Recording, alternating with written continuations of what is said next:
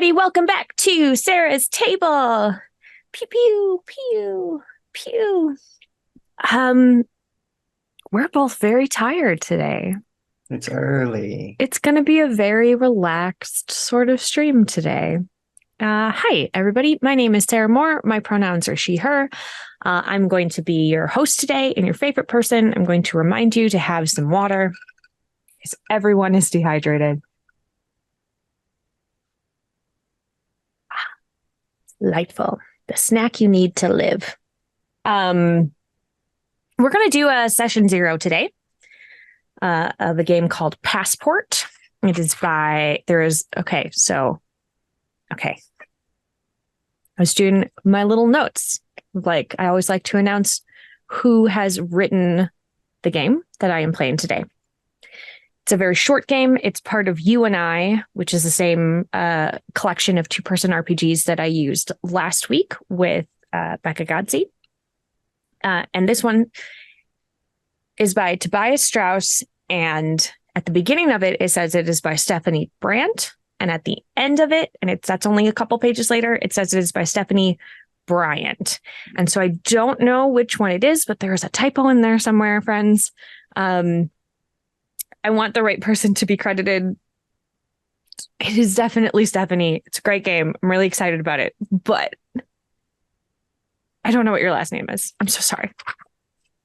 But this is a two-person RPG. So I'm going to let Damon introduce himself a little bit later. Don't talk yet. It's not your time. Shh. Because I want to do a quick safety discussion.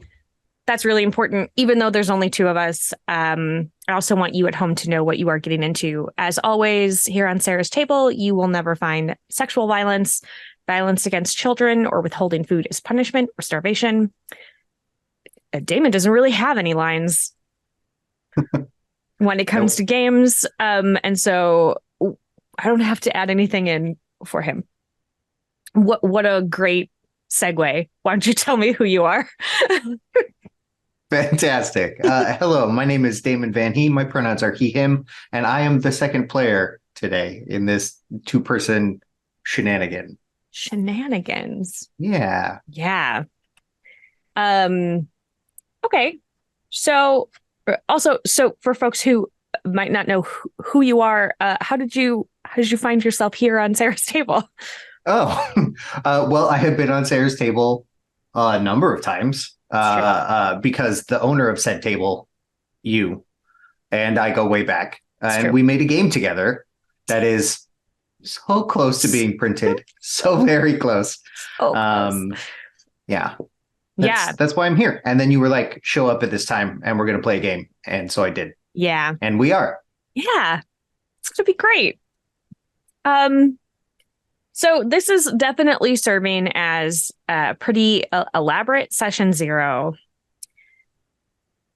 because the structure of the game is different than a normal RPG in that it requires all of the turns happen very separately from each other, and then you mail the game to the other person, and then they take their turn, and then they mail it back. And so this is in the post. In the post, yeah.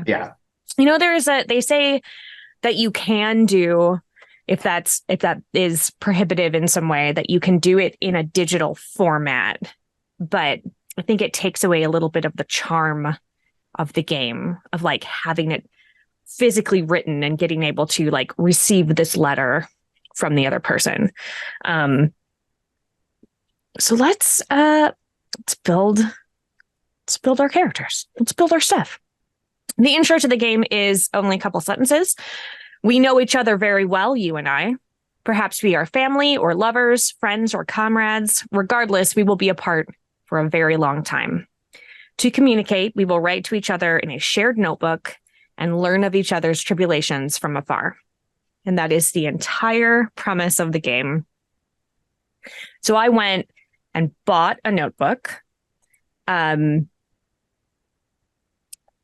cryptically texted Damon lavender or celestial, just with no other explanation. I thought you were talking about tea when I got that text. Mm-hmm, mm-hmm. Yeah. Could have been. Could have been. Um, I wasn't. I was talking about the notebook. And so he chose lavender, and I bought a notebook that has like a little lavender sprig on the front. And that you need that, and you need index cards, because there are some prompts that you write at the end of your particular letter that the other person will be responding to, that if you wrote in the notebook would take away from the fact that you want it to look like letters in there. But you can also do things like add in, like, if you're talking about a thing that happened to you and you have a photo, or if you are artistically inclined. I am not, but you could sketch a thing in there. You could add in like, like movie stubs or theater tickets, or, just like little things that you can tape into the thing to make it it's something that you would send in a letter. And so I'm excited to see like where we take this. We have some questions to answer. We have to create each of our characters, and then how we are connected to each other and why we are separated. Okay. I feel like we should start with why we're separated. It's technically the last in the list, but there are some of the suggestions that feel like it would very much adjust the answers to the previous questions. Okay. Here are some suggestions to get you started. It says, feel free to mix, match, modify, come up with your own. But we could be students or teachers at different schools. One of us is going on a very long journey, like an expedition to Mars or exploring the Amazon jungle, something like that. One of us is incarcerated. One of us is an immigrant writing to their family back home. One of us lives in a parallel dimension or timeline, like the lake house. I got to that last one and was like, well, that would change a lot of the answers in the first part. Absolutely. Yeah. So what of those like calls to you, or if there's a jumping off point that you're interested in seeing? I think the lake house is dope. Yeah, it's very cool. I like the thought of being separated by dimension or time or something like that, like a big separation. Yeah, huge separation. Yeah. I feel like of all of those, aside from maybe Expedition to Mars, that's also good. The biggest separation. I'm down with that. I love having the dimensional time thing. So, okay. So many notes. Here's the question I have then about that. Is it the same place at different times, or is it the same time in different places? I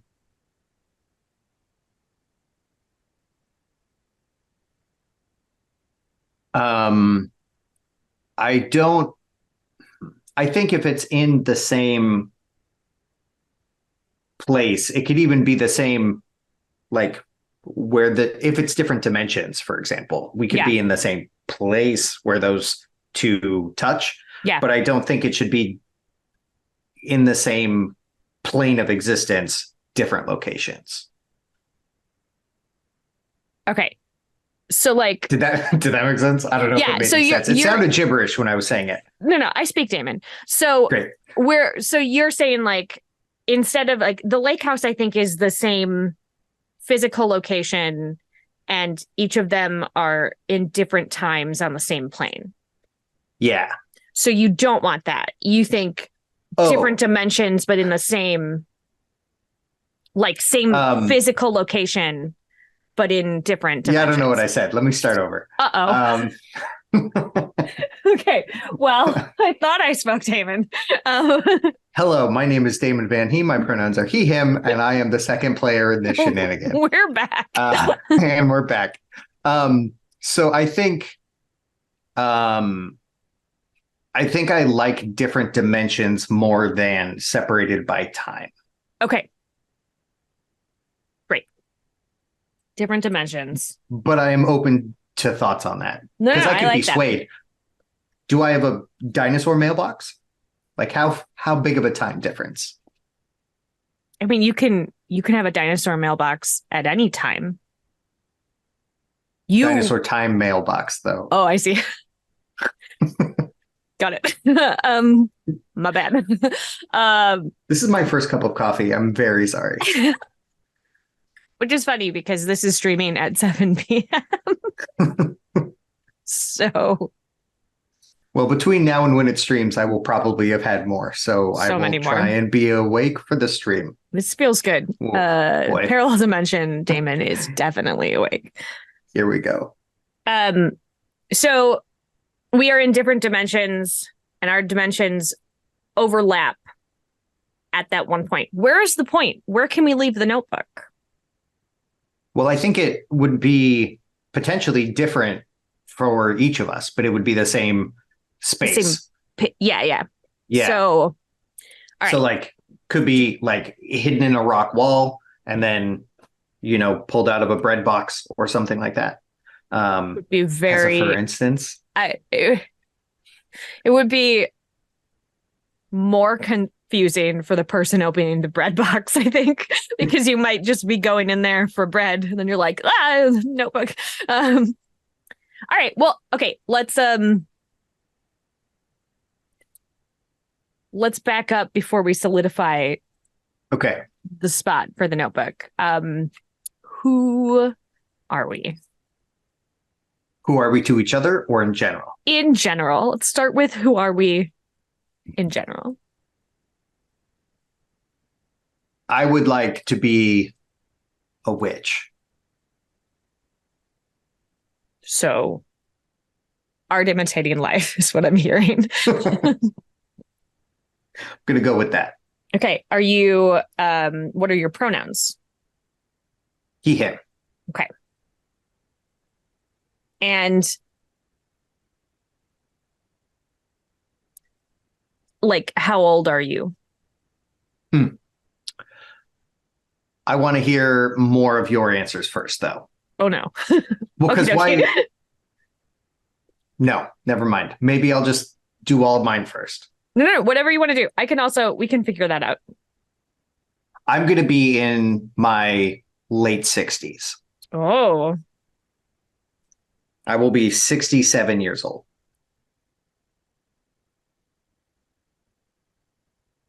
and are you on Earth? Yes. So we are parallel dimensions of Earth. Are you on like today's Earth? I think if this were going to be done in like sliders terms, yes, today's Earth, but just like a slightly witchier one. Just a bit. Just a touch. Just like dial it up a little bit. Yeah. Just okay. like apothecaries instead of pharmacies kind of thing. Got it. And is it present day for you? What time period are you in? I think present day. Okay. Yeah. And where on Earth do you live? I mean, I will keep it simple and I will live in Seattle, which is where I in fact live. Now everybody knows. Everybody knows. I've said it before. Oh no. Oh no. It's very funny that you specified that it would be Earth but witchier, and then you were like, "I live in Seattle," which feels like Earth but witchier. I mean, a little bit. Okay, so I am.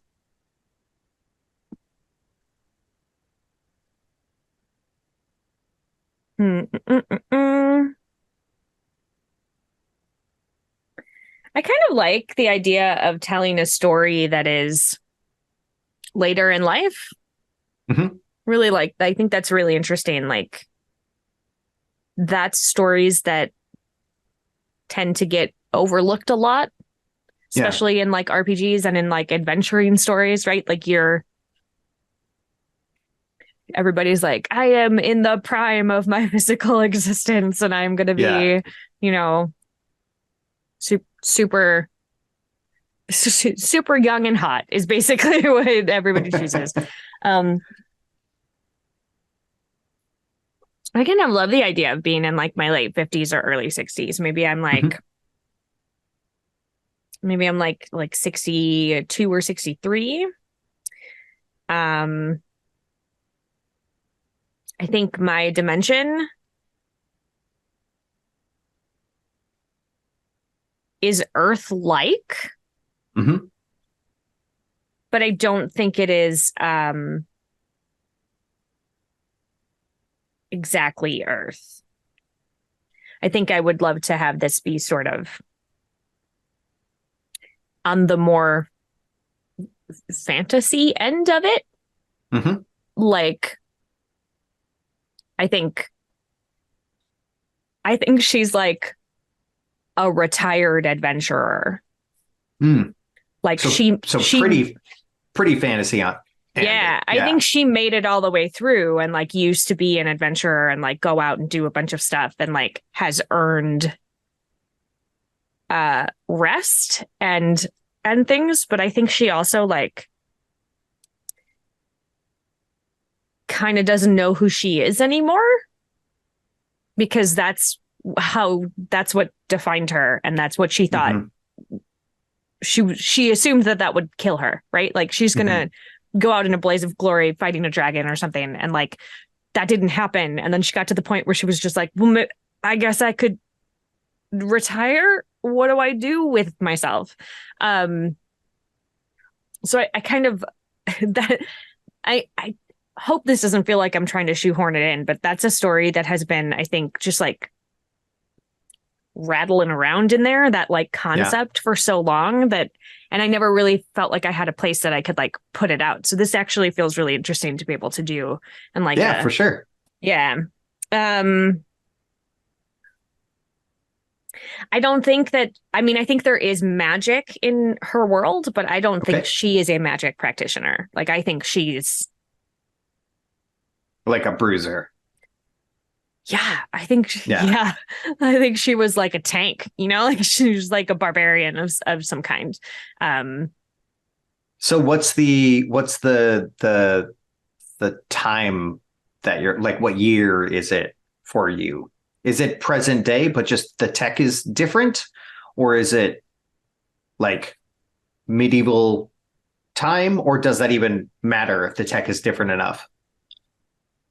yeah, I feel like there are some tech luxuries, like sort of borrowing from like the legends and lattes sort of universe where like they have like some tech and some coffee shops and stuff, but like Hmm. it's really just like a bunch of high fantasy. So there's still like lanterns outside to light things, but like, Yeah. you know, you have like stoves and things that you can use for some like indoor plumbing kind of things, but it's like, you know, it's just a little bit different. So I don't know. I mean, I guess it is present day in her dimension, but like I don't think that means anything because I would argue, and I can take the time to come up with that as I'm doing this first entry, but like Hmm. I don't think they measure it in a way that like it is measured here, right? Like I Yeah, couldn't be like, well, it's totally. like 1928 because like that's just like not a thing that they do, I think. I like that. I like that I wrote present day, whatever that means, question mark. Real good. Okie dokie. Um, so who are we to each other? Is this a thing that is known when we start? I mean, I know it's one of the questions. That was my question about the question. Sure. I think it can be if we want it to be. Or we can discover it at the beginning. It just sort of means, I think. So the prompt essentially for the very first gameplay, which we can choose to change, is like tell the other character why you miss them, like how much you miss them, and that like I see. Okay. Things are going well, but I miss you. So like I don't know if this is a thing. This could have been going on for years and years before we even get to the notebook. Like and it could have been like scraps of paper from when we were children or whatever. Or it could be the very first time that somebody's just like, is anyone out there? And then we can, put it in. I personally, I always really love playing with the concept of like anytime I play a game and one of the characters conjures or summons something, that something in theory has a life somewhere. It's like doing stuff and hanging out until it gets conjured by a group of plucky adventurers or whatever. Yeah. And then it is dismissed, hopefully, instead of, maybe fodder. Who knows? But I think it would be kind of neat since you come from a particularly fantastical world with magic and stuff that I could have been summoned accidentally on purpose, just, whatever. But that is where we met. Okay. Whether you did the summoning or probably someone you were with. Yeah. Yeah. So I like the idea. What else you got? No, I like that. I'm building on it. Okay. I like the idea of like then this relationship has been going on for like 20 years. Yeah, like easily. Like years ago when we started, when I was an adventurer in my prime doing stuff, probably traveled with a party, and they would summon an entity for like advice or magical assistance of some kind, and it was you. And like the idea that like in my dotage, right? Like I bet my body's probably super messed up. I'm probably not great anymore. Like, I mean, like obviously I'm not dying, but like I think a lot of things hurt. I probably have a lot of scars and I have a lot of injuries and stuff. And like I'm not going out anymore. And I think there's been a lot of like dropping off of people visiting kind of a thing. I think probably I did not take the time to like have children. So it's not like I would have had a lot of family that would come in and see me. And I think I love the idea of like, what happened to that thing that we would summon? Because I'm betting it was just a voice. Like, I don't think I ever saw you. I think I like either heard your voice or like it would come across in like writing. And so the idea that like, do I think it's still out there? I'm kind of lonely, which is a sad idea, but like, maybe you're the only team member that's left. I like that. Theoretically, I don't even know if you are, like, and so. Yeah. That's very cool. Yeah. So like maybe the very first one, and it'll have to be, I think, with the first, it's a little contrived, but like with that first one, I'm going to maybe tuck in a piece of paper that has me writing on it, like, are you still there?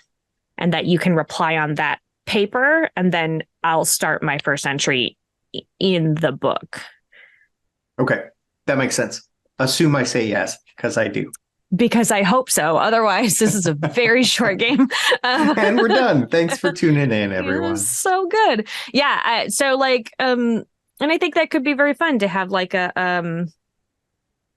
this gives me the opportunity to like stain that with tea and like burn the edges and like, I don't know what I'm doing. It's probably, I'm not great with magic. I don't know how to do it. uh, so where do you find it on your end? Mm.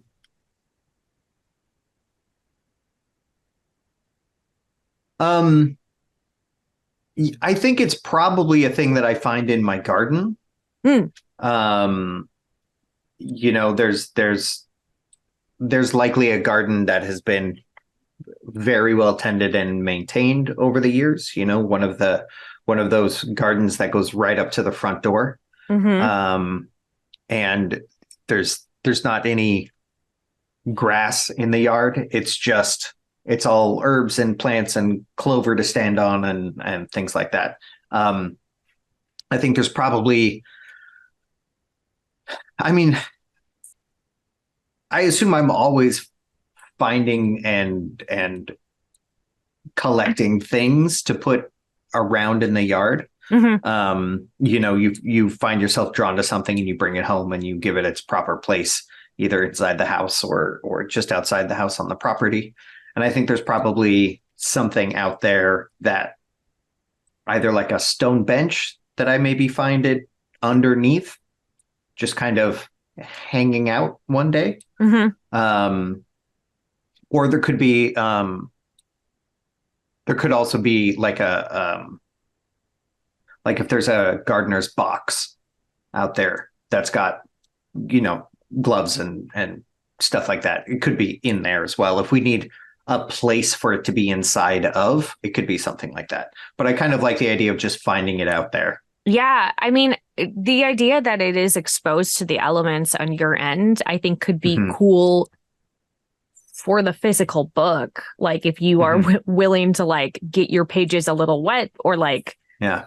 rub them with dirt or like whatever, like but also with the idea of like, does that affect the whole thing then? Or like is it just your pages? Like I don't know. It's a interesting sort of conundrum of like, does the book exist simultaneously in both places? Or is it being handed back and Or forth? yeah, or is it being Mm. physically like transported? The like okay, so this is a thing that we can find out now, I guess. We can make that choice. Is it that you have the book and now you can look at it to wait to see when words show up, or does the book Mm-hmm. disappear and then you get it back? I like it disappearing. Yeah. I don't know that there is, on my end of things, going to be a particular like I don't think I will have any necessary control over it. I think it might be one of those things where, you just have something in your hands and then you're like, it's just, where did I put that? Where did I put that? And then it'll just be gone for a while and then I will find it someplace again. So does it always show up in the same spot for you, or does it just like show up somewhere in your garden? I think as long as it's on the property, garden or house, Mm-hmm. that's acceptable. That's good. I like that. It could also only be outside if we're interested in, kind of like seeing what the elements are going to do to the journal itself. Mm-hmm. I'm happy to, do some of the writing outdoors and leave the book out there for a little. It's going to get messed up. Yeah. It's Yeah. real damp here right now. Yeah. I don't want to like, my only thing about that Ruin is, it. yeah, I don't Yeah. even care if it gets like quote unquote ruined. It doesn't have to stay pretty. I just don't want it to become illegible. Yeah. Like I love the idea of the elements affecting it, but I also don't want it to be like, and then a raccoon took it. it's gone now. And we've been playing the game for like 6 months, and it's like, well, it's all finished. We cannot find it anymore.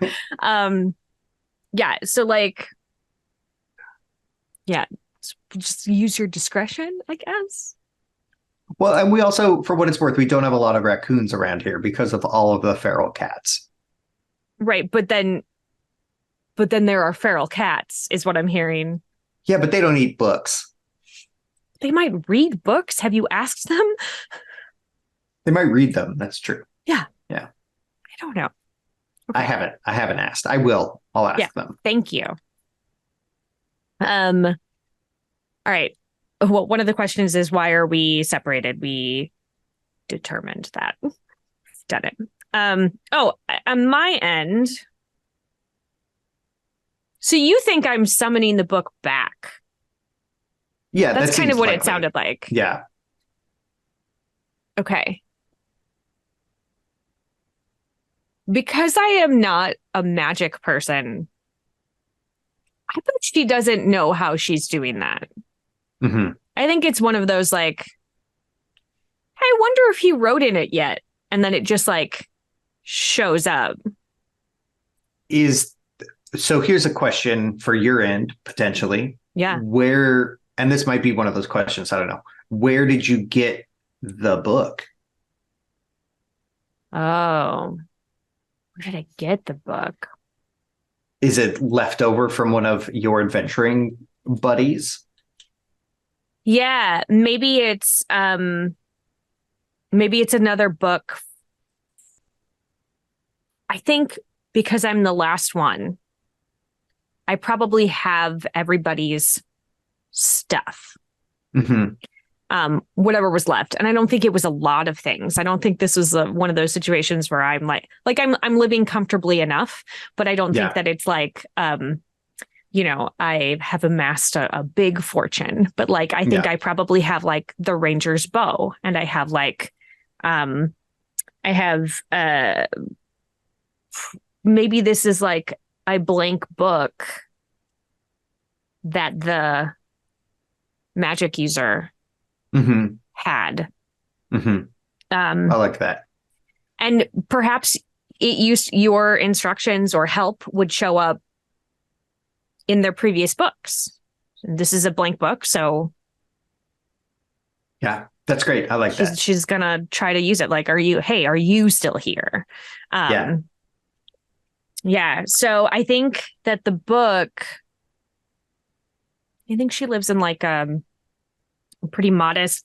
I would like to think that she has retired to like a city, so that she's not like, she doesn't want to have to grow her own food, and like, she's just tired. So I'm tired. I want to hang out. I just want to relax and enjoy what time I have left. And I think she probably is in like a little apartment, big enough for her. And like, so maybe she's got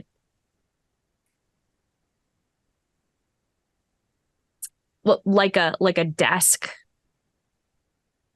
like a with a rolling top, kind of a thing. And then she has since put the book into the desk, and when she goes to answer yours, it's back in its little cubby in the desk. I like that. I think that's cool. I also like that it's like, the book is definitely magical, and she just doesn't realize it. Like, she's just like, I don't know.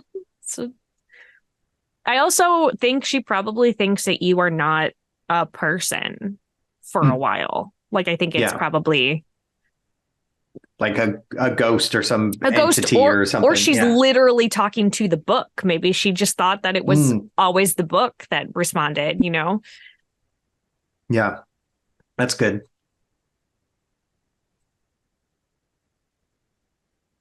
So that'll be an interesting thing to discover, that like you are a whole other being with like a life outside of Yeah. what's happening. Um, well, this question is written communication our only option for contact, or did we choose this method for our correspondence and why? No, that can't. That's it. Pass. Hard pass. Um, okay, so have we ever talked before? Was there ever a time when the magic user was perhaps like taken out or dying or something that like that you have spoken directly to me before?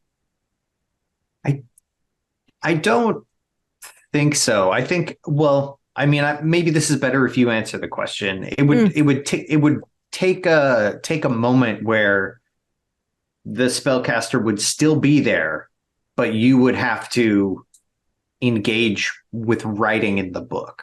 You know, and I don't know if that is a thing that would have come up. It seems a personal thing. Yeah. But maybe the magic user was pretty casual about that.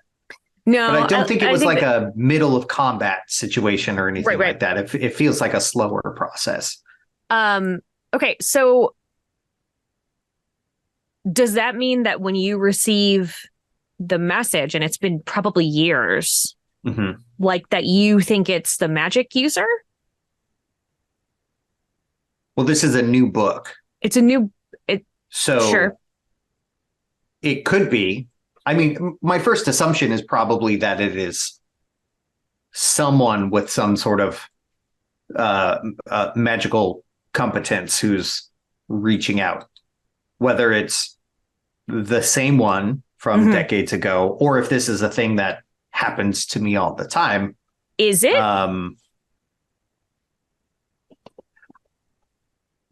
No, I don't think so. I think when I was originally thinking about the whole summoning concept, I was thinking that it would have been super weird for me originally just to have that happen. Almost accidental, that it was me instead of an elemental or something like that, so I think it's, the more I think about it, the more I think that it's that magic user was the only one. Okay. So I probably think it's them. So like, how deep of a relationship did you have with them? And like, how long did it last? I don't think particularly deep. Okay. Because they were definitely just calling on me for service. Right. Like we weren't friends. Okay. But I think it's definitely a thing that the first time it happened, I was probably eager to reply to the book, because that's weird.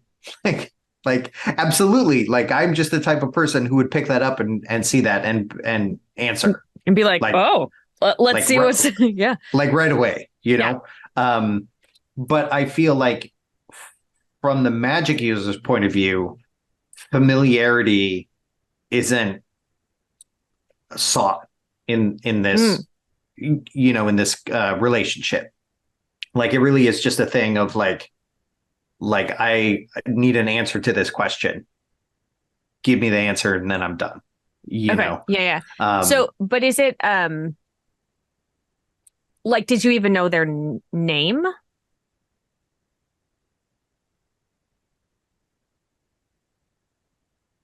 If this was a thing that they called on me multiple times over the years, absolutely. I think that at some point I feel like I would have gotten obstinate and wanted some reciprocity, just some information, just to sate my curiosity, if for nothing else. So probably got their name then. And they had your name. Yeah. Did you give your actual name, or did you give like a title? Like, did they? Good question. Probably,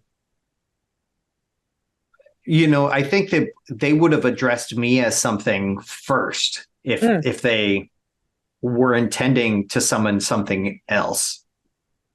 And I probably would have rolled with that for a while. Okay. So what did But they? I don't know what that is. Yeah, we'll have to figure that out. We'll have to figure out what they called you. I'll think on that. Okay.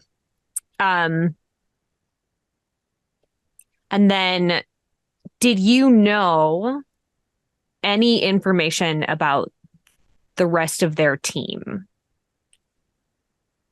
Like I'm just sort of trying to determine if it was like if over the years, because he called on you multiple times, right? Like that any information could have been pieced together, or if this was like when you were again contacted and it's not them, but like I know about you, like would you also know something about me? I think the most I would have known was that the magic user was with other people at times. And whether it was those same people over the years, I don't think I would have any way of knowing. But it seems likely that there would be a time of distress that I would be able to piece together, like they're looking for help for another person. But whether that, like, I just don't think that they gave up a lot of details. I don't think that it would seem like a requirement to really give a lot of explanation. Okay. And I think if there was ever a time that the magic user spoke of anyone else, it was in a time of emergency. And so I probably wouldn't press the matter. Okay. Yeah. And considering like I don't have a way to contact them voluntarily, like it's a response thing, how I'm picturing it. So if there's a moment of panic and then 2 years go by, sure, I don't get any follow-up. Right. So this is maybe sort of helping set the tone for the game, but like what makes you change your mind to like respond in like a relationship-y sort of way? And I don't necessarily mean romantical, but just like like familial. Yeah, familiar. Like being able to like even if it's just like we decide it's just friendship or whatever, like there's got to be something that is keeping you revealing parts of your life. I mean, I think I'm probably solitary. I think you and I might have that in common for this game. Okay. And I also think that I'm a curious person, and one who tries to help when it presents itself, Yeah. And so I think it was a thing that I knew that I was helping the magic user before, even if it was just answering questions or giving advice on a plant or something like that. I knew that it was helpful and in my wheelhouse, and so that feels good. And I think that coupled with a lot of curiosity and maybe some cabin fever, just like being by yourself and having even perceived responsibilities like caring for a home and a garden and things like that means ties you to a place in a way that can sometimes be frustrating. So I think all of that stuff put together it means that this is going to be a form of communication and interaction and socialization. And I think all of those things are appealing. And that's definitely why that I keep replying. So there are definitely areas of Seattle or the surrounding sprawl that are like pretty rural, like very woods heavy. Like, are you in that section? Are you like? No, I think I'm definitely closer to the water. Okay. Just because I really like it there. Sure. Yeah. Beach time is nice. Even when your beaches are, rocks and seaweed. Yeah. So I don't think it's totally rural. I'm definitely not in like the heart of Seattle or anything. Okay. But suburbs for sure. But close enough to things that it's not a big effort for me to get to various things in the city. Okay. Yeah. And so this is not a thing that we need to include every time. And it's not necessarily like specifically written in there, but like, I also really love the idea of us including like little physical objects that like represent stuff that is happening in our story. Just like the idea of like, I don't know, like I found this shell when I was at the beach and like see if it'll go through with, which I think is cool. I like that. I think that we like are testing the boundaries of how well things work with the transport. Because there is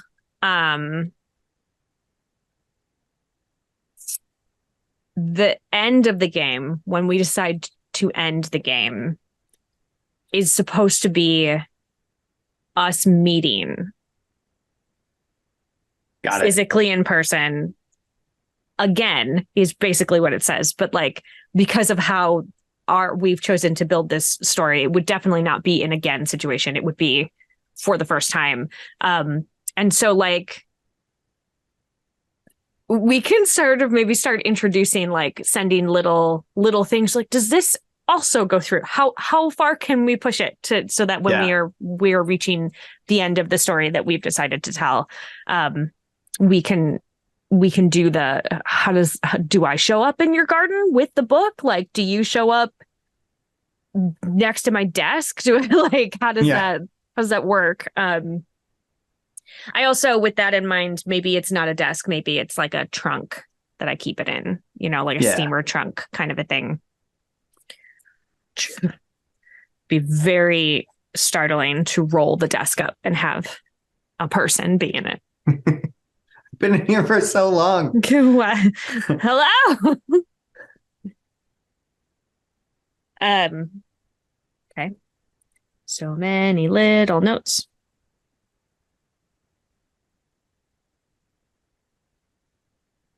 I am super happy to just let the relationship develop into whatever as we go.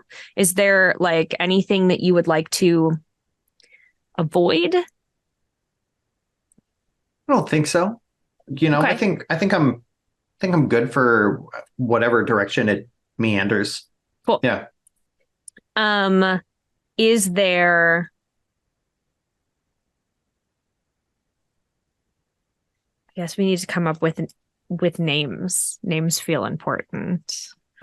Oh, you just got a face. I can't come up with names fast, but I know we have some time to fill. Maybe I could just like sit quietly and think about it. Oh, riveting to view. I should have come with some names prepared. All right. We can come back to the names. I'm gonna have to come back to it. I know. I can't. That's totally fine. I'm not good under pressure like that. Okay, well then let's have a quick conversation about where we're going to be sharing the entries of this. Okay. With the studio audience. They're just here in front of my streaming station. Just people sitting. It's really weird because, they've been very quiet though. They've been so quiet. Yeah. I did ask them. I asked them to be quiet. I was like, my mic picks up a lot of things. If you could please just shh. Yeah.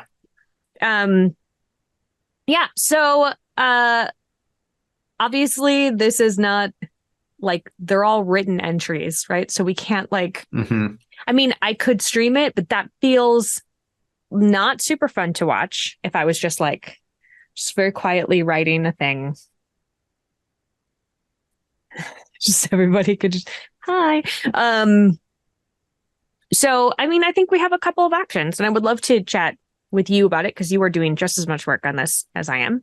So I have a Ko-fi, a coffee, I'm never going to call it coffee. Ko-fi. Never. I don't know what it is. I'm going to call it Ko-fi and nothing else. Yeah, I think that's what it is. So I have one of those. And we could do like photos of each of the thing with a transcript as like a blog post and post them as they come in. This is definitely going to be a slow process, right? Like probably a couple weeks to a month between each one. Yeah. So it's not like, this is going to be a slowly unfurling story. But I also understand that my Ko-fi is linked exclusively to me. And so like we have a game company. Do you want to have it somewhere that could be linked to like what's going on with Formerly Feral? Do we want to make a Ko-fi for that? Do we want to like just have it in a blog situation on the website? Yeah, I think we can just keep, there's no reason we can't have it in both. Like we can have it, let's put it on your Ko-fi for now. Okay. And then, when it's all put together, we can decide what we want to do with it after that, if it goes anywhere else or if there's any other links or anything, cool.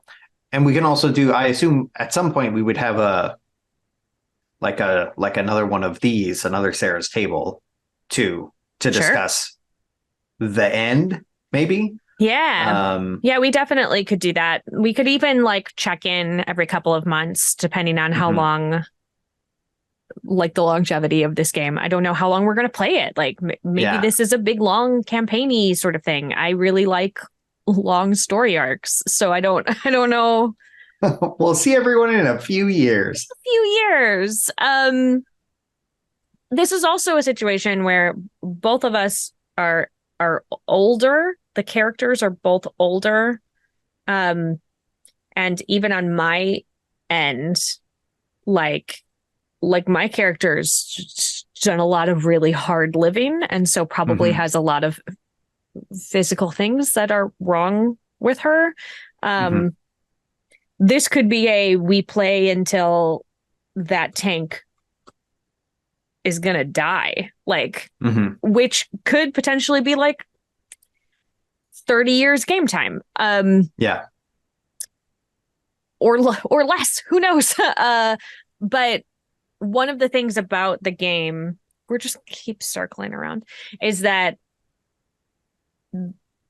it doesn't have to be the entries don't have to be the exact correspondence to how long it took to get the book. It's not like, okay, cool, my next entry is 3 weeks later because I received it 3 weeks later. It just needs to be after you got it. Like you can't jump backwards in time for an entry. Sure. Like it just needs to go forward. So as we're figuring out our responses and things, like there could be several years even between, or months, or whatever is comfortable for each particular one. Which means that we could tell a story over a couple of decades, should we want to.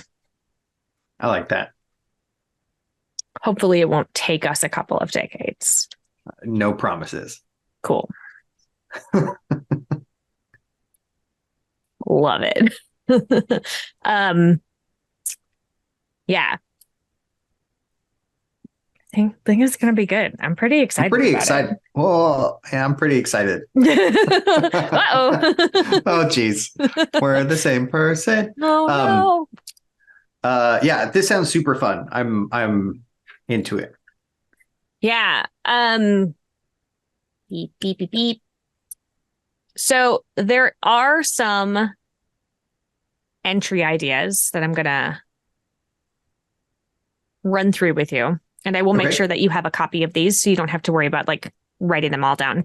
Great. Thank but you. there, of course, but there are a couple of like prompts should you be searching for something.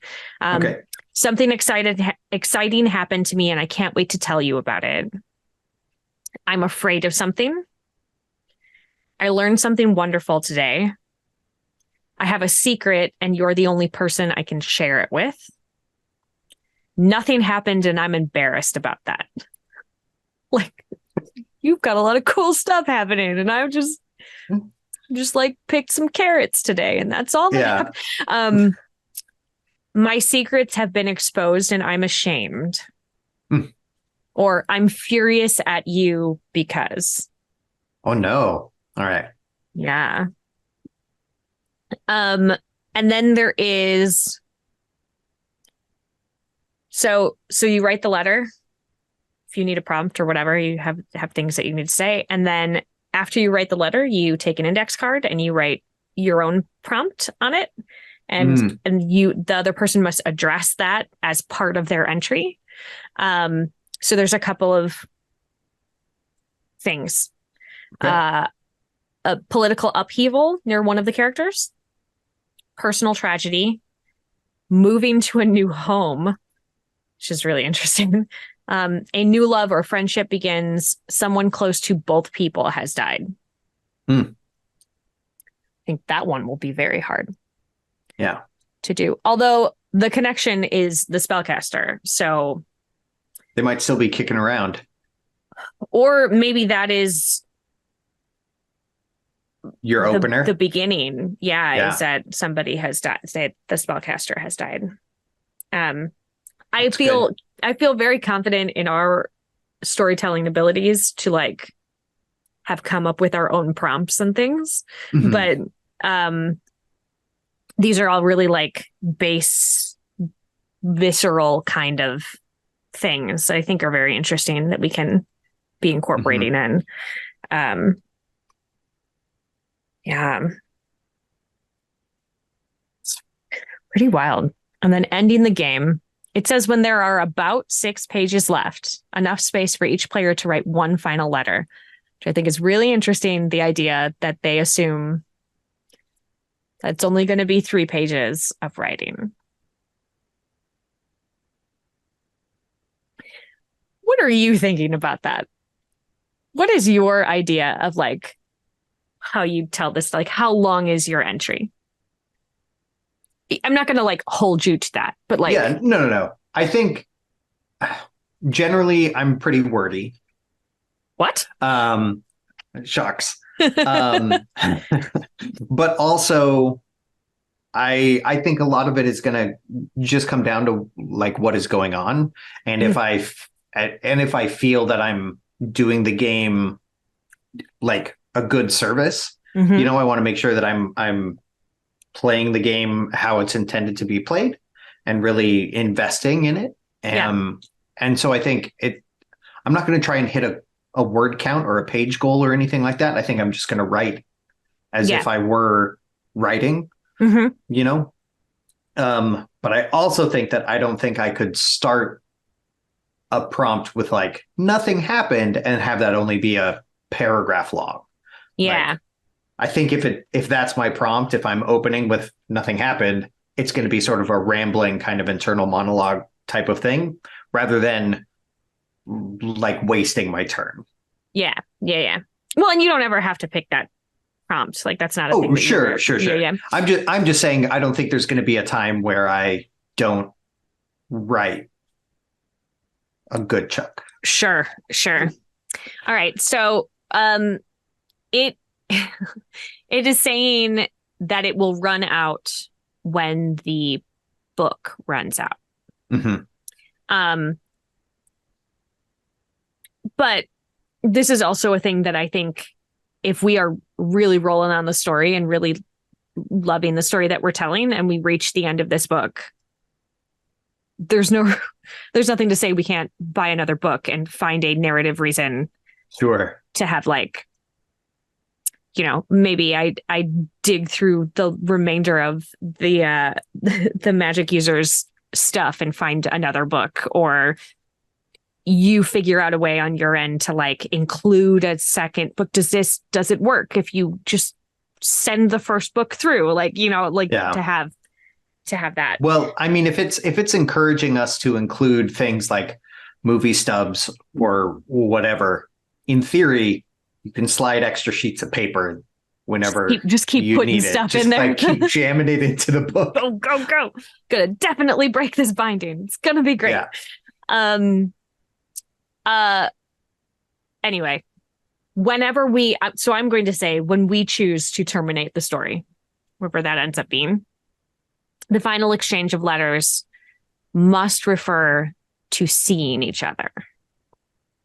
And you don't include index cards with these last two letters. Mm-hmm.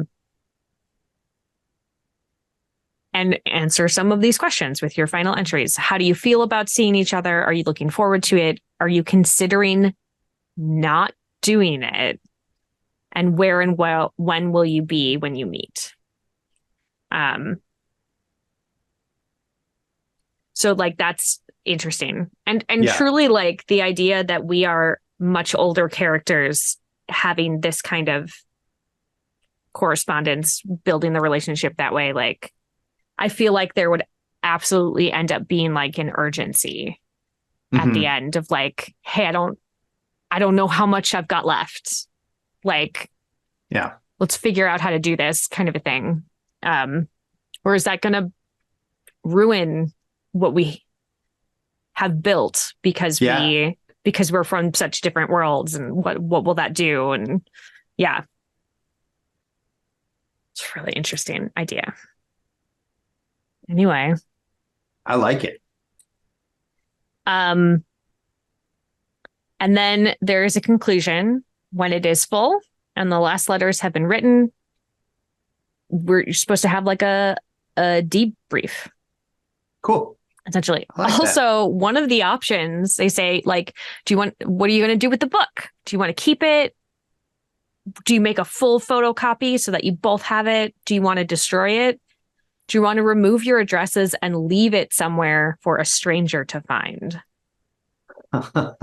That's very cool. Discuss what you'd like to do with the mementos and then do it. That's very interesting. So like we have made this and we will have records of it, and then and just like leaving it somewhere. That's great. Put it somewhere, see what happens.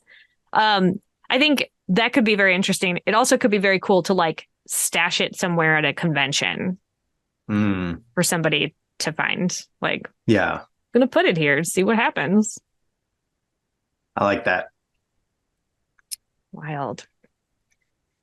I think this is an excellent place for us to maybe take a quick bio break.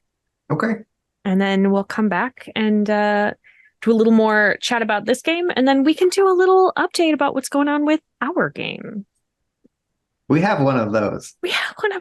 Both an update and a game. All right. Everybody go grab something to drink and a snack, and we'll see you in a couple minutes. Okay, bye.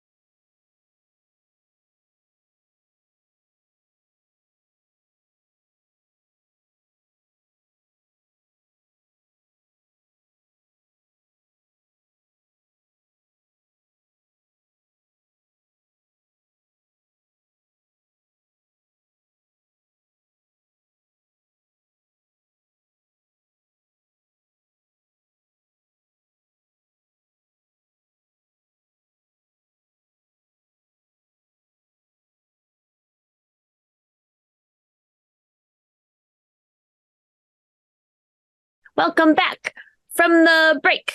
Ba ba ba ba ba. Beep beep beep. Oh, magic. Magic. A witch. I'm a witch. I have the here's our book. Oh yeah, you haven't shown it yet. Here it is. That looks so nice. It's gonna be good. It's got little it's got little moon and stars on the back. How many pages do you think it is? Whoa, I don't know. This many. Okay, so some pages. Maybe one for you. One page? What? Just one entry, I think. One entry for me. Yeah, for you. I'll restrain myself. You don't have to. Like I said, we can figure out a way if we. I might have to. Well, you don't want it to be one notebook per entry. Here's the thing. The thing that is going to restrain you is the time limit. Because fair. I think, at least at the start, I have several like Seattle trips that I'm coming out to do stuff for my boss, Peter Atkinson. So like there will be a time limit of like, you have to give it back when I'm here next. So you won't have like months to fiddle and fill it. Like it'll be like, hey, I'm back in a couple weeks. So well, and it's handwritten, so that's like an extra level of anxiety that I'll have to work through. Well, okay. Because I want it to look good. Sure.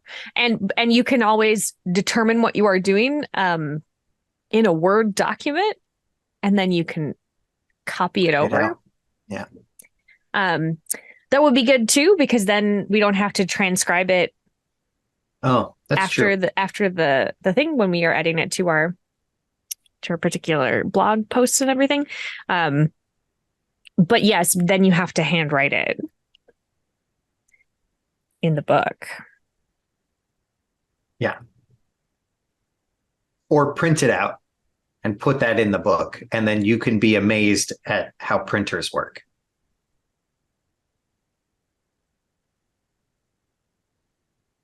Do you think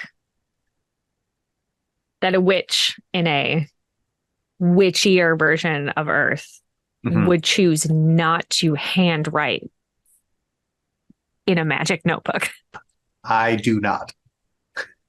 I think it would be all about the magic notebook. Yeah. Yeah. I'm not going to tell you how to play the game. Thank you. I want you to choose what is correct for your character. Yep. We both know that is magic notebook. So yeah, no, I know. Just letting you put up a good front. I'm letting you come to that conclusion on your own. Stay with the bit. I'm going to stay with the bit. Yeah. Okay. Thank you. Anyways, Passport. Yeah, I'm super jazzed about it. I think it's going to be great. I will write. I'm coming back out in early December, so I'm going to write the first entry as well as that little piece of paper that we have decided that I'm going to tuck in. I will give it to you, and then you will have. Oh no. Like 10 days. Yeah. Yeah. To do your first entry. I'll start now. Are you not going to be reacting to what I am writing? I am. I need to figure out who this character is. I got a lot of workshopping to do. A lot of stuff. I get deep. I got to know who I am. At the core of my being. All right. Start now then. After the stream. Start after the stream. Fine. Okay. I've been taking notes though. Good. Same. I could only find a red pen, so our notes are very aggressive. Very aggressive. Yeah. It's fine. Maybe I'll write in colored ink. I have so many colors of ink. I don't know that it's appropriate for my character yet. But Sarah has so many colors of ink. It's true. Oh man, it's gonna be nice. Okay. Yeah, so I guess we'll check back in about Passport in a couple of months, maybe. Yeah, some amount of time. Some amount of time. Hey, some amount of time. That's so specific.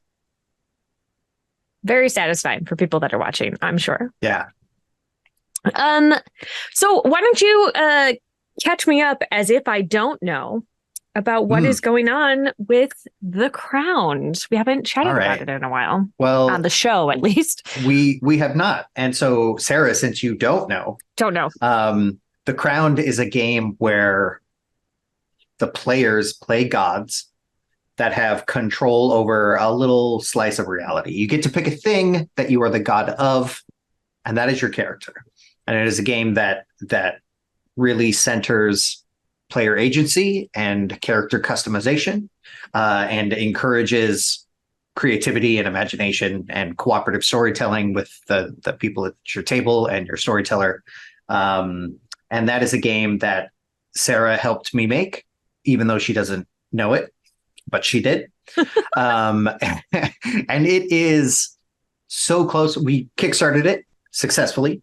We are really close to even kind of starting to begin fulfillment, which is wild to me. Everything is written. Almost all of the art is done. We are like literally one piece of art away at this point from having all of our art. Layouts are already underway. And that's even started. Like it's not like we're waiting on paint on that one. Exactly. I honestly think we will have all of the art in hand well before this airs even. So layouts are underway, and then it's done. It's the process of I have to make an index. Oof. We have to make an index. I'll help you with the index. I mean, it's going to be fussy. So of the two of us, you are far more fussy. It's true. And I have a book on indexing that our editor gave us. Because she was like, I'm not going to do an index. That's a monstrous task. And so I shall not. But that's it. And then we send it to the printer. We're having it printed through DriveThruRPG. And so we will send it to them. They will send us a proof. We will check that proof over. If there are any changes that need to be made, and by changes, I mean, this is purely layout changes that would happen based on how the book printed, not me writing anymore or anything like that. Yeah, because you're not allowed. Because everyone on the team would kill me if I wrote anymore. It's so true. But then if the proofs are all good, then we just go to like regular print, and on the Kickstarter, we've got an April deadline for fulfillment, and I feel really good about that, assuming there's no like weird hangups at the printer or anything. That's the update. Almost done. I'm very excited. It's so close. Tell me how you are feeling about it. I feel like every time I ask this question, it is usually after like a big thing happened, like we finished the Kickstarter, or you've sent the last bits to the editor, or you've done I'm like, how do you feel? Like, are you excited? And you're like, and there's like this weird, just grunty noises that come out. And so I'm interested to know. This is like, you said you were excited, which is a thing that I haven't heard in a while. So I just like, let's talk about that for a minute. Yeah, I am eager to move on to the next portion of this world of the Crown. Like there's a bunch of other projects that Sarah and I have, I guess, not talked about because Sarah doesn't know anything about just this. An empty skull. There are other supplements that we want to do. There are more books that we want to put out down the road, just things that would make the player's experience more enjoyable, things that couldn't fit into this original book. Like I have been writing and running games in this world for years, now. So there's a lot of material, there's a lot of content, and it just wouldn't all fit into this one. Yep. And I'm excited to move on to the next thing that I get to write. And as far as like this book, all the times when I just haven't really felt excited about it, I think it's because there's always been just more work. It's not that I'm not excited about the project. It's that it's still in motion. Like there's still all things to be done, so I don't have a sense of completion for it yet. And I can finally kind of feel that on the horizon a little bit. And I think right over there, just wait right over there. Yeah. And I think it's going to be when I'm actually holding like a physical copy of the book for the first time. I think that's going to be wild. This is the first game that I have done like this. I mean, I've been, gaming and writing for my entire life, just about. Yeah. But I haven't done anything professionally like this, like, put my name on the cover of a thing and call it my game. And like really claim ownership of it and be like, I did this thing. I did it. Yeah. So I think once I'm holding that, I'll be pretty stoked. Yeah. It's really close. It is really close. This is so close. Yeah. And this is maybe a thing that I am going to regret asking. But I know that one of the next things we're doing, because I am actively working on it right now, is the Shining Garden travel guide, tourism guide. Which should we land on? Tourism guide. Tourism guide. We had talked about both at some point. Yeah. Couldn't remember where we landed. But outside of that, because it seems like I am the one writing that, perhaps if you open your hands a little bit, what is the next thing? You mentioned both supplements and then potential for like more core books. Like what is the next supplement that you would like to work on aside from those, which is a series of modules? And then what is the next core book that you want to work on? I think the next supplement is going to expand the concept of having a familiar within the game and what the familiar can do. Yeah. That was a thing that we had talked about like in early developments, but like didn't want to like there are printing costs associated with the book. We can only make it so long. Yeah. And this way we can have supplements that are digital, very, very light work for me, for our editor, like, everything like that. And then they can be very inexpensive.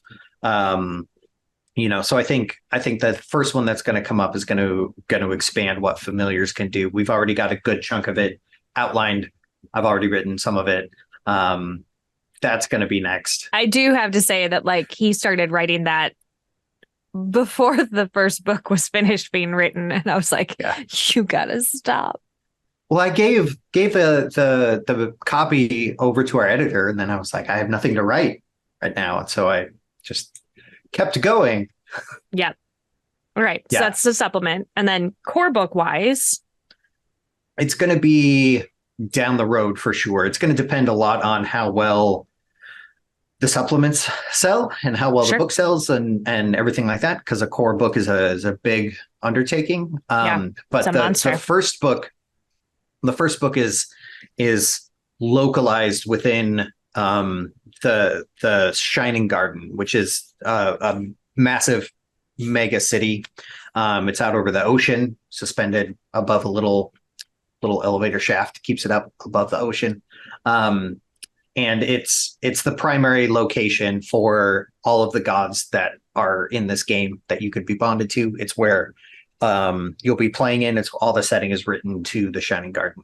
And so I think the next book is going to open up the world, and there are 9 other holy cities that make up the full 10 where all of humanity lives. And the next book I think is going to expand that and maybe a little more. I don't know. We'll see how much space. Is it to all of the cities, or is it one city? I think if it was only one city, that would probably just be a supplement. But I think if it's going to be another full book, I really want everyone to get their money's worth out of it. So we could do the other. Do the other nine. You do I think, 20 pages on each one. That's almost 200 pages. That's yeah. Yeah. And then of course, like with all books, we'll have some more mechanics, some new wonders that you could pick up. Potentially some other. Well, I'm not going to spoil too much. Uh-oh. There's fun stuff that I want to say, but I don't want to say. Yeah, there's a lot of stuff. There's a lot in the world to expand into. And I'm really excited about it. All of the players that I've had over the years have enjoyed it immensely. And this is really just the surface level of this book as far as like what the world has and contains. The Shining Garden is it's a very small portion of the world. Yeah. Great.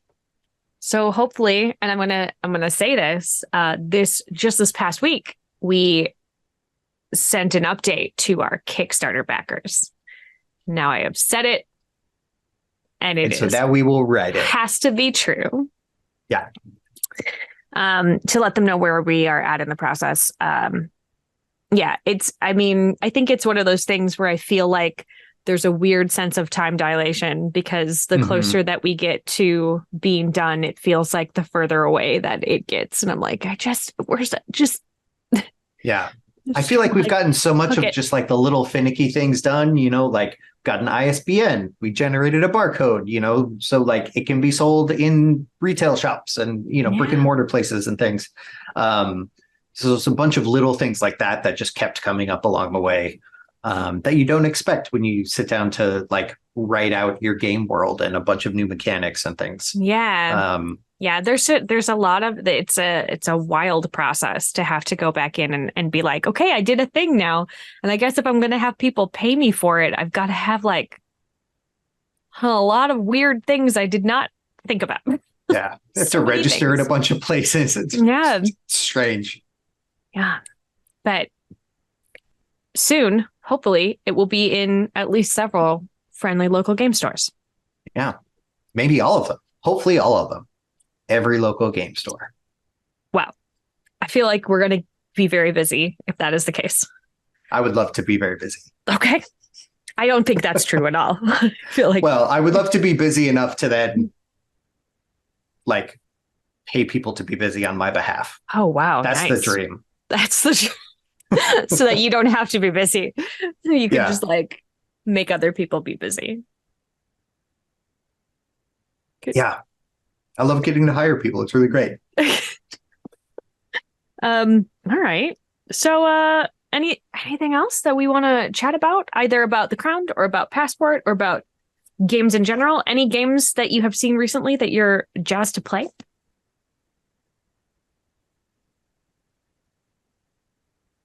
Yeah.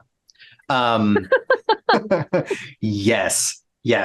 I know you just got to do Eat the Reich. I'm excited about that. That game looks pretty great.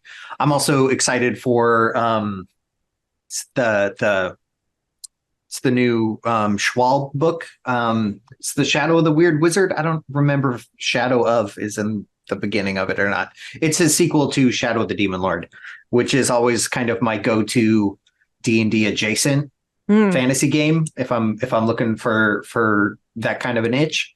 And so that's a new one that kickstarted just a bit ago, which takes a bunch of the things that I really loved about the game and just kind of fine-tuned them.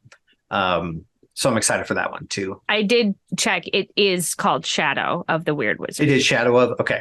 I wasn't sure if it was Shadow of or Tower of, but yeah, Shadow of the Weird Wizard. Gonna be cool. I feel like Shadow of the Demon Lord, that's a lot of gross stuff in that. Yeah. It's a lot of gross stuff. Yeah. Yeah. That was a particular thing that I did not really gravitate towards in that game. There's a lot of like you can have a spell that makes your opponent poop themselves to death. Not my thing, Wow. If that is what you want at your table, great, have that conversation. But the rest of the game, like the mechanics for Shadow of the Demon Lord, stupendous. Like I really enjoy how character creation works and how advancement happens in that game.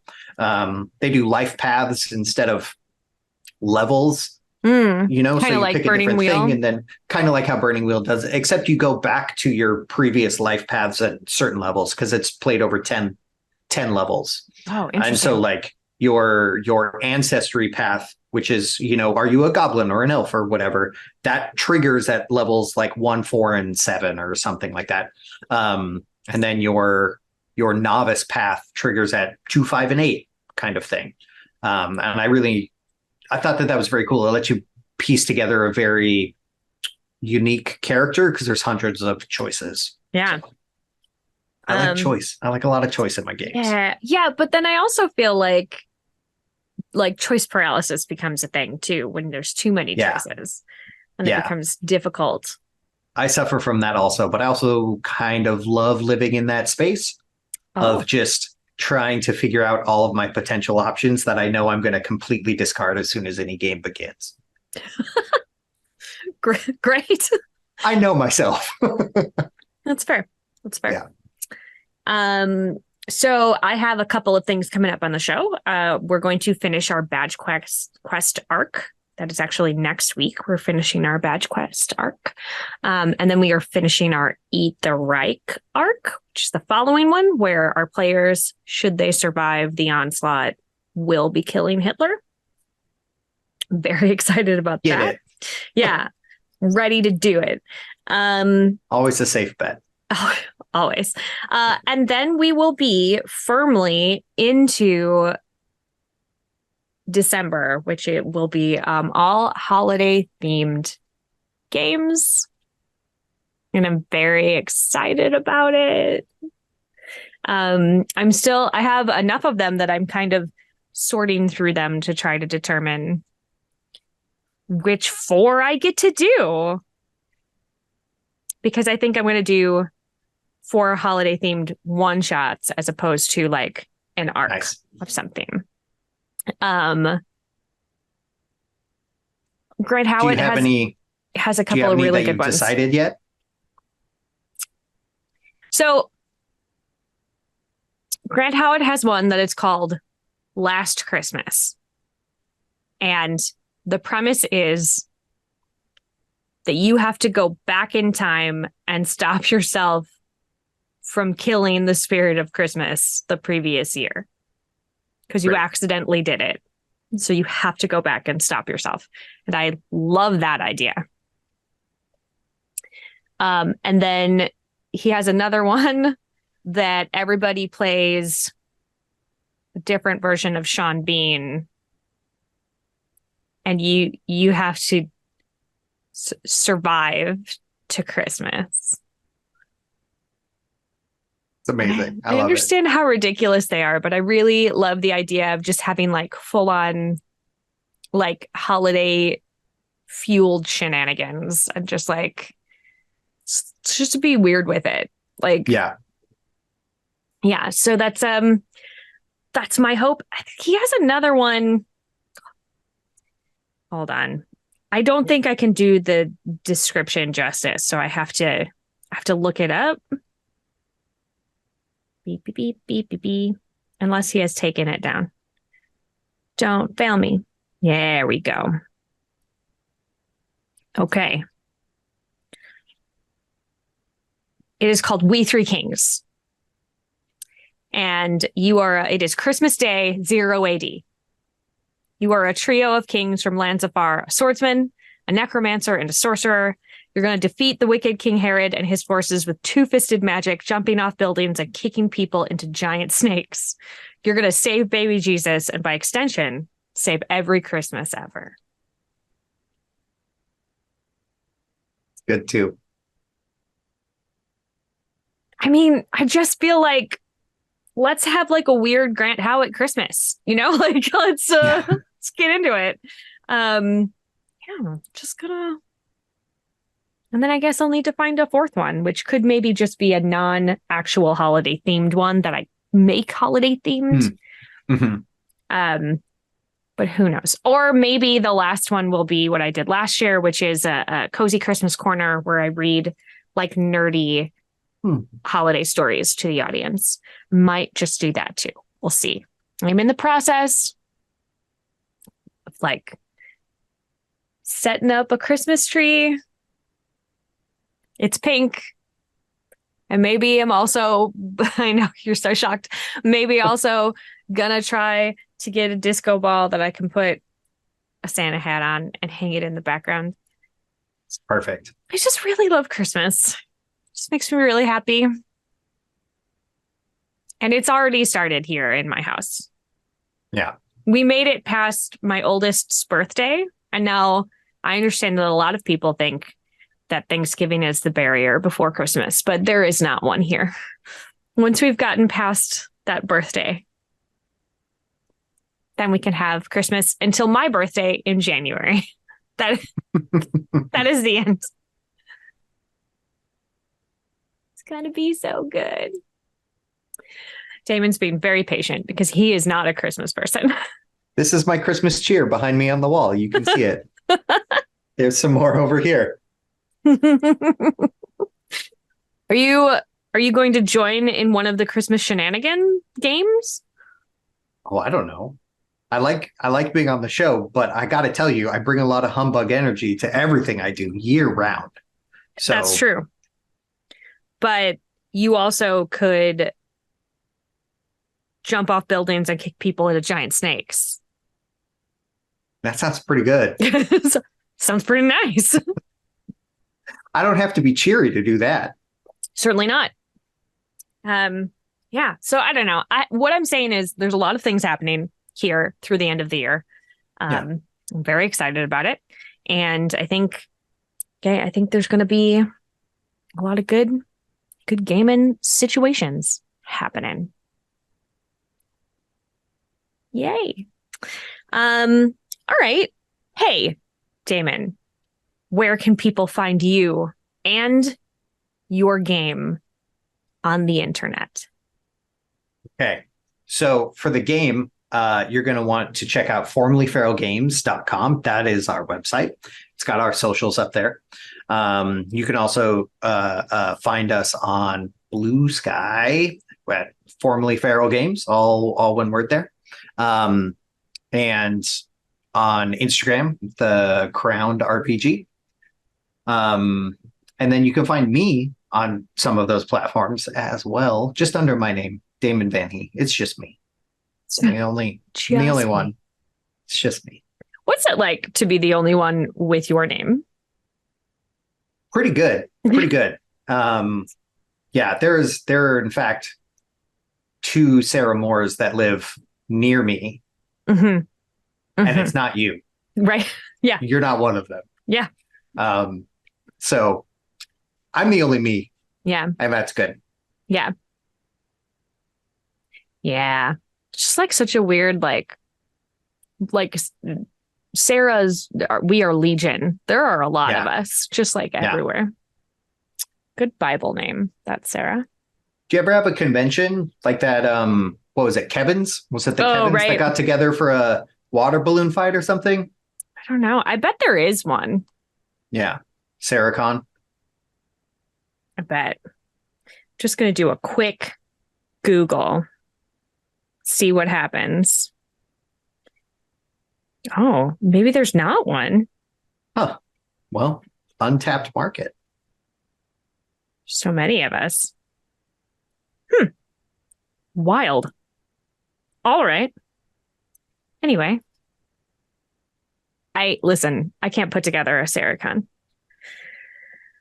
I have too much going on. Well, I'm sure another Sarah will do it. Yeah, get out there. Go on that, Sarah. Go on. Go, Sarah. Go. Go, Sarah, go. I'm Sarah Moore. You can find me all over the internet at Pixies and Pins, or you can find me at my website, which is pixiesandpins.com. You can find me here on twitch.tv/GenConTV every Friday night at 5 p.m. Pacific on Sarah's Table. I already told you some of the previews of things that are coming up. Pew, pew, pew. Also finger guns. Yay. So let's do some. Oh, you know what we didn't do is moments of gratitude, because today was kind of a weird game. Yeah. It was not really a game. So because it was fully session 0, I don't know that we have it, but let's visit that just in case. I, for one, am grateful that you always trust that I'm gonna do something weird and fun on my show, and that you continue to click the button to show up. Yeah. Well, I have to. I have to click a thing, or we can't even record it. So it's true. It's true. Yeah. But you also click the link in your email with very little question. Just okay. Yeah. Here we go. Here I am. Yeah. Well, and I guess on that same flip side, thanks. I know you spend a lot of time ensuring that your table is a comfortable and welcoming and safe place for people to be, and for people to game, and for people to be vulnerable at. And I think that is always really good and important at every table. And I think you set a very great example of what that is supposed to look like. So I am grateful for that. But I am more grateful for Stephanie Bryant or Brant. I don't know Brant? which one. Whichever one it isn't, I am grateful to her for constantly fielding all of these questions about Passport and not knowing anything about the game. She's probably going through a lot. I'm grateful for her existence. Good job. Alternate dimension Stephanie. Yeah. Who's having to deal with all of the questions. She's the real winner here. She is the real winner. Yeah, we'll reach out. Let's reach out to both and just be like, hey, both of you answer this question. Don't tell me if you made the game. Maybe they're sending letters back and forth. That would be the wildest thing. That is the best Passport to do. How did you all meet? Well, someone wrote a game about us meeting, and then we did. That'd be good. I love that. Man, I love that a lot. That's great. Yeah. So let's keep that gratitude going. Thank you to the proper Stephanie and Tobias Strauss for writing this game. I am really excited to dive into it and see what happens. Thank you to my editor, who is also my partner, Jeff Moore, for putting this all together and making all of the pretty overlays and being my personal tech support, because computers are hard. We love you. Thank you to Marcus Mays, who is over at Gen Con TV, and he is our tech on that end for keeping us running smoothly. Thank you to Gen Con TV and to Peter Atkinson for trusting me to make this rainbow-filled shenanigan week after week. Thank you, Damon, for coming on the show. This is really nice. Thanks for having me. And thank you at home, everybody, for hanging out with us this evening. Really appreciate the fact that one of the reasons why I get to keep doing this is that you're here hanging out and having a good time with us. Like it a lot. And just a quick apology for making everybody cry last week by killing off Becca Godsey. She's fine. I promise. She's all good. Talked to her since. She's great. Yeah. And so I think that's it. If I have forgotten to thank you, it is an oversight on my part. And you are all very important to me. So just take a moment and know that I was thanking you specifically. So as always, keep making art and keep being art. We'll see you next time.